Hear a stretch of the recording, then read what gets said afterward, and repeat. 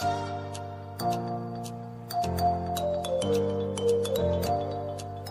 are listening to Alex Nanlohi Podcast, to know the Lord and to make Him known. Mari kita bersatu di dalam doa sebelum membaca merenungkan firman-Nya. Tuhan, terima kasih banyak kalau kembali kami Tuhan boleh kumpulkan malam hari ini. Bersama-sama masuk dalam barisan generasi yang Tuhan panggil untuk membangun kerajaan Allah di tengah-tengah dunia medis, baik di daerah kami dan secara khusus juga secara nasional di dalam pelayanan perkantas. Sekali lagi kami bersyukur untuk kasih-Mu yang memberikan kepada kami kesempatan untuk melayani Engkau, melayani umat-Mu. Dan hari ini kami kembali akan mengawali rangkaian tahun pelayanan yang baru. Rapat kerja ini kiranya Tuhan pakai menjadi tonggak di mana pelayanan boleh diteruskan dan dikerjakan dengan maksimal. Dan kami rindu firman-Mu kembali menyapa kami mengawali raker ini, agar kiranya setiap kebenaran boleh meneguhkan hati kami untuk melangkah maju melihat apa yang sedang Tuhan kerjakan di tengah-tengah generasi ini. Kami menyerahkan waktu perenungan firman-Mu ke dalam tangan pengasihan-Mu, di dalam satu nama yang kudus, nama yang berkuasa, nama Tuhan kami Yesus Kristus, pemilik pelayanan medis nasional. Kami menyerahkan waktu kami membaca dan merenungkan firman-Mu. Amin. Shalom, selamat malam teman-teman yang dikasihi dalam Tuhan Yesus Kristus. Saya bersyukur kembali untuk kesempatannya boleh sharing firman Tuhan.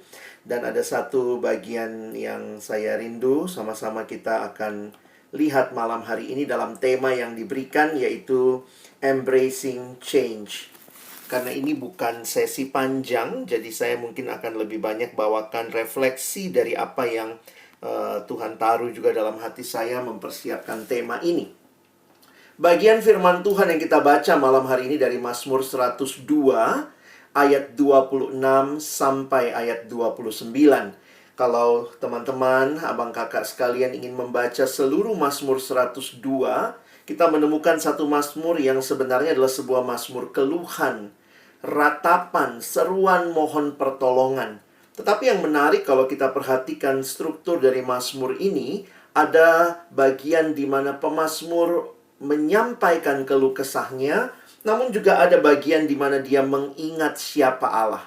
Nah, ini jadi hal yang menarik untuk kita perhatikan kalau kita membaca keseluruhan Mazmur ini. Saya mengambil bagian terakhir dalam ayat 26 sampai ayat yang ke-29. Saya akan bacakan bagi kita, ayatnya ada di screen sehingga kita bisa mengikuti bersama. Dahulu sudah Kau letakkan dasar bumi dan langit adalah buatan tangan-Mu. Semuanya itu akan binasa, tetapi Engkau tetap ada. Dan semuanya itu akan menjadi usang seperti pakaian, seperti jubah. Engkau akan mengubah mereka, dan mereka berubah. Tetapi Engkau tetap sama, dan tahun-tahun-Mu tidak berkesudahan. Anak hamba-hamba-Mu akan diam dengan tentram, dan cucu mereka akan tetap ada di hadapan-Mu. Sebuah mazmur yang menyatakan Allah yang tidak berubah di tengah-tengah perubahan yang terjadi. Rekan-rekan yang dikasihi Tuhan, kita hidup dalam sebuah dunia yang berubah dengan sangat cepat. Ya, kalau misalnya ada yang lihat gambar ini masih tahu nggak ini apa? Kalau masih tahu berarti saudara generasi yang cukup senior ya. Kalau nggak mau dibilang tua ya. Nah, mungkin kita melihat bagaimana masa yang lalu, yang mungkin juga banyak dari rekan-rekan sekalian yang hidup di dalam dua masa pernah lihat ini gitu ya. Lalu pernah mungkin melihat pernah punya PC seperti ini, personal komputer seperti ini, dan sekarang ini cuma tinggal dilipat gitu ya. Dulu tuh padahal harus beli meja komputer gitu waktu punya komputer PC seperti itu. Sekarang laptop tinggal dilipat-lipat, dibawa, akhirnya juga HP juga jadi smartphone, sampai begitu gampang semua informasi. Dan dulunya kalau komputer itu adalah untuk orang gede, orang dewasa begitu ya. Tapi ini pemandangan yang sering kita temukan dalam generasi ini. Dulu tuh kalau punya laptop sampai nggak boleh dipegang sama anak-anak, nggak boleh disentuh ya, dijaga banget gitu ya. Laptopnya juga dulu masih kayak batu bata, tebel gitu ya. Nah, tapi sekarang lihatlah generasi berubah. Dalam banyak perubahan yang terjadi, ya kita ada di tengah-tengahnya ya. Kalau kita perhatikan, sekarang sudah mungkin ada yang mulai berpikir lagi lebih jauh kan, mulai masuk ke metaverse ya. Dan ini lagi heboh dibicarakan karena pada tanggal 29 Oktober yang lalu Facebook mengubah namanya menjadi Meta. Dan ini menunjukkan keseriusan mereka untuk memikirkan dan masuk ke dalam metaverse. Ya, dan itu kalau biasanya kita kenalnya universe ya, satu dunia ya. Tapi metaverse, dan saya pikir perkembangan teknologi seperti ini bagi saudara-saudara di bidang kedokteran juga akan sangat-sangat accessible biasanya di awal karena banyak yang dipakai untuk teknologi kedokteran juga. Dan ini adalah hal-hal yang menarik ya. Makanya kalau kita lihat ya, apalagi yang terhubung sekarang Facebook, IG, sama ini kita ya, Facebook, IG, itu WhatsApp. Itu kalau teman-teman buka kan langsung ada logo Meta paling bawah sekarang ya. Dan itu jadi hal yang menarik. Sehingga ini jadi pertanyaan buat kita ya. Tentu bagaimana pelayanan kita selanjutnya. Kalau lagi kumpul-kumpul raker seperti ini, membicarakan segala sesuatu, rakernya juga online. Bagaimana pemuridan secara online kita kerjakan ya. Ini mungkin jadi pertanyaan lebih lanjut lagi. What next begitu ya. Di tengah-tengah virus corona ini yang masih jadi pergumulan dunia, maka kita melihat juga bahwa bayangan bahwa kita masih bekerja dari rumah, mungkin kita juga untuk beberapa yang harus praktek, tapi juga kemudian banyak pertemuan dilakukan secara online. Mulai sekarang juga mulai berpikir ya, bagaimana persiapan mulai masuk lagi onsite seperti biasa. Jadi kadang-kadang mana yang harus dipilih, online atau offline. Ini sudah era digital dengan begitu banyak kemungkinannya. Ya mungkin secara sederhana ya kita harus sama-sama ya memikirkan kalau bicara online ya. Mari maksimalkan kekuatan online. Saya bukan berkata saya nggak setuju dengan offline. Tetapi seringkali banyak orang yang suka mengeluh. Ya aduh nggak seenak offline. Aduh nggak seenak offline. Tapi akhirnya jadi nggak memaksimalkan kekuatan dari media online. Sehingga pertanyaan seperti ini ya, bagaimana upaya yang dilakukan untuk memastikan bahwa pemberitaan firman Tuhan, pemuridan tetap berlangsung. Karena itu raker seperti ini, saya juga tidak tahu bagaimana teman-teman akan menyikapi perubahan. Mungkin kita tidak akan melakukan terlalu banyak hal yang berubah drastis, tetapi 1-2 perubahan kecil mungkin akan membawa dampak yang luar biasa ke depan. Dan karena itu, ya ini jadi pertanyaan-pertanyaan di raker sebenarnya ya. What next? What changes that we should make? Lalu kemudian bagaimana pendekatan kita ya kepada situasi yang berubah? Apakah kita juga relevan dengan generasi ini? Banyak orang yang tertekan dengan perubahan. What the change ahead ya? Dan ini semua gambar-gambar yang saya kumpulkan kalau bicara change gitu ya. Change is not easy. Kadang-kadang kita harus bergumul dengan apa yang harus diubah, apa yang tidak diubah. Harus berpikir ya, thinking out of the box. Dan ada kalimat yang mengatakan seperti ini. If it doesn't challenge you, it doesn't change you. Nah, karena itu dalam situasi seperti ini, saya melihat ada 2 fakta sebenarnya ya. 2 fakta yang membuat kita harus kemudian berpikir mendalam. Rapatin dan kerjain ya, rapat kerja ya. Mudah-mudahan ini bukan rapat untuk temu kangen saja, tapi ini rapat kerja ya, untuk memikirkan apa yang akan kita kerjakan. Sehingga saya melihat karena ada hal-hal yang berubah, sementara kita meyakini ada hal-hal yang tidak berubah, maka ini membutuhkan rethinking. Mikirin ulang begitu ya. Dan saya pikir pelayanan yang bergerak maju adalah pelayanan yang terus berpikir bagaimana pelayanan bisa terus dilanjutkan dalam situasi yang berubah sekalipun. Jadi fakta-fakta hal yang berubah dengan fakta ada hal yang tidak berubah membuat kita harus berpikir mendalam. Dalam minggu yang lalu ada satu slide yang saya siapkan sebenarnya waktu bicara tentang Science and the Bible. Tapi saya pikir saya mau tampilkan sedikit karena saya lihat juga kalau perkembangan dunia kedokteran begitu ya. Bagaimana kita melihat luar biasa kemajuan-kemajuan yang terjadi. Tetapi bagaimana kita menempatkan dengan tepat. Ya, sains itu didefinisikan sebagai observasi, identifikasi, deskripsi, penyelidikan melalui eksperimen dan penjelasan teoritis mengenai suatu fenomena. Nah, dalam artikel yang ditulis oleh Ada Pertanyaan, itu ada satu website atau aplikasi Kristen judulnya Ada Pertanyaan. Dia menuliskan sains adalah metode yang digunakan manusia untuk mendapat pengertian yang lebih besar mengenai alam semesta.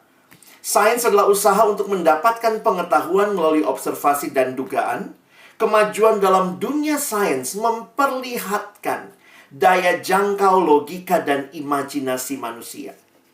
Saya pikir dengan begitu banyaknya orang-orang yang studi lanjut juga menunjukkan luar biasa. Lalu bagaimana menempatkan hal seperti ini? Ya, ini kan kalau kita bicara juga ada kaitan dengan perubahan, membuat sesuatu semakin baik. Maka sekalipun demikian, kepercayaan orang Kristen terhadap sains tidaklah serupa dengan kepercayaan kita terhadap Tuhan. Seorang Kristen dapat beriman kepada Allah dan menghormati sains selama kita mengingat mana yang sempurna dan mana yang tidak. Dan realitanya, Allah sempurna, sains tidak. Kepercayaan kita kepada Allah adalah kepercayaan berdasarkan iman. Kita beriman kepada Allah, kepada anaknya untuk keselamatan kita. Kita beriman pada firman-Nya untuk mengajari kita. Dan kita beriman kepada kehadiran Roh Kudus yang membimbing kita. Jadi kalau bicara iman, ya, saya pikir ini jadi penting ya. Iman kita kepada Allah haruslah bersifat mutlak. Karena ketika kita beriman kepada Allah, kita bergantung pada pencipta yang sempurna, yang maha kuasa dan maha tahu. Jadi di mana letaknya? Karena saya pikir juga kita ke depan harus makin menegaskan kepada adik-adik, anak-anak yang mungkin kita terlibat dalam pelayanan ini, bahwa Allah adalah sumber pengetahuan juga, dan firman-Nya juga adalah sumber daripada kebenaran. Maka seharusnya theology and science atau kekristenan dan ilmu pengetahuan itu bukan musuhan, tapi berelasi ya, ada diskusi di situ. Dan saya pikir kita ini pelayanan kaum intelektual ya. Di Perkantas kita mendidik siswa, mahasiswa menjadi alumni yang benar-benar melihat ilmunya adalah hal yang penting dan juga imannya kepada Tuhan. Nah, mungkin yang membedakan adalah begini. Kita memang bisa mengandalkan sains untuk melakukan banyak perkara yang besar. Namun, sains juga memiliki keterbatasan dan bahkan kesalahan. Jika kita beriman kepada sains, kita makanya jadi bergantung kepada orang-orang yang tidak sempurna, yang berdosa dan terbatas. Sepanjang sejarah, sains sudah terbukti memiliki kesalahan dalam banyak hal. Misalnya bentuk bumi, penerbangan, ya vaksin buat teman-teman juga yang meneliti dan seterusnya. Transfusi darah, bahkan reproduksi gitu ya. Itu hal-hal yang dulu bilangnya begini, tahu-tahu berubah, sekarang nasihatnya jadi lain begitu ya. Tapi ada satu hal yang tidak berubah, yaitu Allah yang tidak pernah salah. Nah, jadi saya pikir di tengah situasi seperti ini, kita membentuk sebuah generasi yang melihat perubahan dengan kacamata iman. Dia melihat sains sebagai sesuatu yang dipakai menolong umat manusia, tetapi tidak mendewakan, karena sains terus berkembang. Bisa jadi waktu penelitian yang baru, akhirnya teori yang lama ditolak begitu ya. Nah, jadi saya mau mengatakan bahwa kita melayani di sebuah generasi yang ilmunya terus berubah. Teman-teman sekalian, abang kakak, rekan-rekan sedang melayani juga dengan ilmu yang kita pelajari. Kita mendidik adik-adik kita, mahasiswa medis, untuk melihat ini sedang berkembang terus. Kita harus embracing the change. Tapi yang situasi yang tidak kalah juga sekarang jadi diskusi hangat adalah kita menghadapi generasi yang berubah. Ya, jadi kalau kita perhatikan generasi yang berubah ini ya inilah ya, kita udah lihat ada label-labelnya. Dan saya bersyukur kalau lihat PMDN sebenarnya generasinya itu campur ya. Ini bukan cuma sandwich, ini kue lapis ya. Dari yang paling tua sampai yang paling muda ada gitu. Nah, tapi kita juga harus bisa menemukan pola komunikasi, bekerja sama. Karena realitanya generasi berubah. Apa yang dulu berhasil di generasi abang kakak teman-teman mungkin harus disesuaikan. Bukan berarti ditinggalkan lalu tidak mungkin. Saya tetap melihat berbagai hal ketika kita memahami generasi ini. Karena itu saya tuliskan begini. Pemahaman dan pengenalan yang dalam akan generasi akan menentukan bagaimana kita melayani mereka. Kontennya, tentu konten tidak berubah. Tapi konteksnya, kontainernya. Ketika kita bikin siaran juga kita jadi mikir-mikir gitu ya. Yang dengar siapa nih? Kalau yang dengar mahasiswa, dia dengarnya di mana? Kalau yang dengar alumni gitu ya. Karena ternyata mahasiswa lebih banyak nonton IG. Sementara kalau yang agak tua gitu ya, lebih seneng nonton YouTube misalnya begitu. Jadi itu memang jadi unik ya, bagaimana kita menjangkau mereka. Nah, realita hal-hal yang berubah. Tetapi sekarang yang terakhir mungkin saya ajak kita lihat apa sih yang tidak berubah. Ya, yang paling pasti adalah Allah yang tidak berubah. Dan itulah yang kita baca dalam Mazmur tadi. Ketika pemazmur bergumul dengan sebuah peristiwa dalam hidupnya, dia mengeluh kepada Allah. Perhatikan, dia katakan, dahulu sudah kau letakkan dasar bumi. Engkau tetap ada. Engkau tetap sama. Tahun-tahunmu tidak berkesudahan. Di dalam terjemahan berbahasa Inggris, Alkitab New International Version, ada perbedaan ayat satu nomor ya. Makanya di sini ayat 25 sampai 28. Kalau Indonesia 26 sampai 29. Dikatakan in the beginning you remain. You remain the same. Your years will never end. Maka apa sikap yang perlu kita miliki? Saya mau coba refleksikannya kepada bagaimana kita menghadapi ya sesuai tema kita. How we embrace the change yang keep going ya. Keep changing.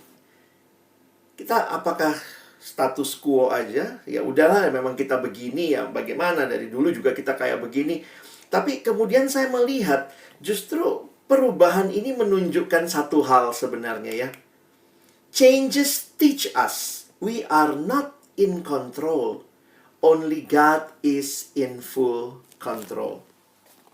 Ketika pelayanan sebelum pandemi semuanya kayaknya cukup pasti ya. Bisa lakukan ini, bisa lakukan itu. Ya benar-benar tanpa kita sadari we are in control. Kita makin biasa. 1 tahun lakukan, 2 tahun lakukan, 30 tahun lakukan. Akhirnya kita jadi terbiasa. Sehingga kita melihat bahwa we are in control. Tetapi ketika pandemi terjadi, langsunglah kita sadar, wow, we are not in control. God is in full control. Menghadapi perubahan, mari lihat kepada Allah yang tidak berubah.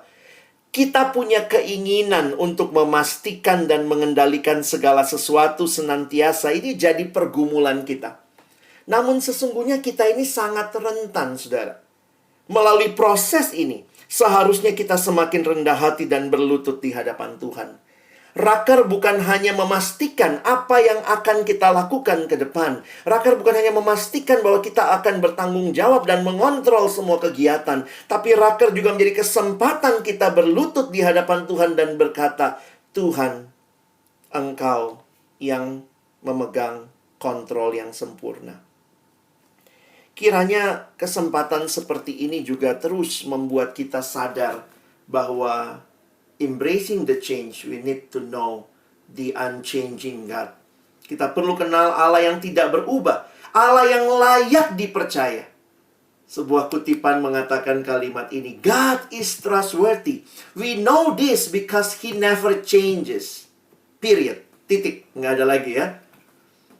Kalau Timothy Keller kasih kalimat menarik ya. One of the main reason we trust God too little is because we trust our own wisdom too much. Memang akhirnya kita harus menyediakan ruang-ruang misteri ya. Dalam pelayanan juga seperti itu. Yang memang kita udah siapin, kita udah buat begitu rupa. Tapi tetap ada ruang-ruang di mana Allah bekerja melampaui apa yang sanggup kita pikirkan dan bayangkan. Saya pikir dalam tanggung jawab kita kerjakan bagian kita. Tapi dalam pelaksanaan dan pencapaian, kita pun hanya bisa berkata, all glory to God, I surrender to you. Dalam pergumulan menghadapi hidup yang berubah, kalimat dari Paul Tripp ini meneguhkan saya. Your rest is not to be found in figuring your life out, but in trusting the one who has it all figured out for your good and his glory. Hanya ketika kita bersandar kepada Allah yang sudah tahu semuanya, maka sebenarnya disitulah ketenangan kita, termasuk juga bagi pelayanan kita. Dan firman-Nya, the Bible is unchanging truth, yang kiranya menuntun kita untuk terus melayani Tuhan.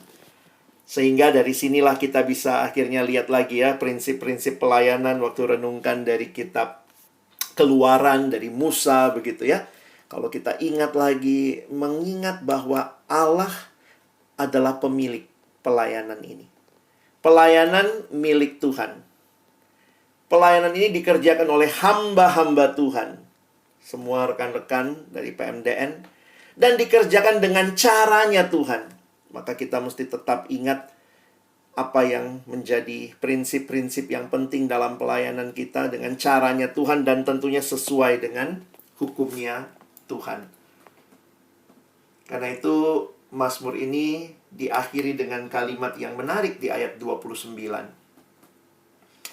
Anak hamba-hambamu akan diam dengan tentram, dan anak cucu mereka akan tetap ada di hadapanmu. Bacalah awal Mazmur ini. Itu seruan kepada Tuhan, kenapa begini? Tuhan tolong kami. Tetapi ketika pemazmur berhadapan dengan Allah, dan dia tahu Allah adalah Allah yang tetap sama, yang tidak berubah, bahkan Allah yang kekal, tahun-tahunmu tidak berkesudahan, maka ketenangan dari sang pemazmur bukan hanya bagi dirinya dan generasinya, bahkan bagi anak cucu. Dia katakan, anak hamba-Mu akan diam dengan tentram, dan anak cucu mereka akan tetap ada di hadapan-Mu.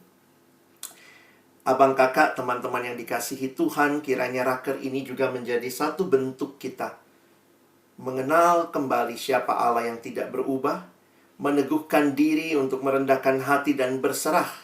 Sehingga raker ini sekali lagi bukan hanya untuk memastikan semua program ke depan, tetapi juga di dalamnya kita menyerahkan kepada Allah yang Dia memegang kendali penuh atas pelayanan kita. Embracing the change. It's only happen if you embrace the unchanging God. Amin. Mari berdoa. Tuhan, terima kasih. Tolong kami bukan hanya mengerti prinsip-prinsip ini, tetapi benar-benar punya kerendahan hati. Benar-benar punya perjuangan melakukan bagian kami. Dan ketika itu pun kami tetap harus berkata, Tuhan, kehendak-Mu lah yang jadi, bukan kehendak kami. Raker-raker seperti ini banyak rencana yang kami rindukan bagi pekerjaan pelayanan Tuhan. Kami rindukan terjadi di kampus-kampus medis bagi mahasiswa-mahasiswa medis, bagi alumni-alumni medis. Kami rindukan itu terjadi, tetapi terlebih lagi Tuhan, Engkau Allah yang memiliki semua ini. Engkau yang lebih rindu lagi dari kami. Karena itu pakailah kami dalam generasi ini, benar-benar mengerjakan bagian kami. Sekali lagi terima kasih. Raker ke depan kami persembahkan ke dalam tangan pengasihan-Mu. Kami bersyukur untuk firman-Mu, dalam nama Yesus kami berdoa. Amin.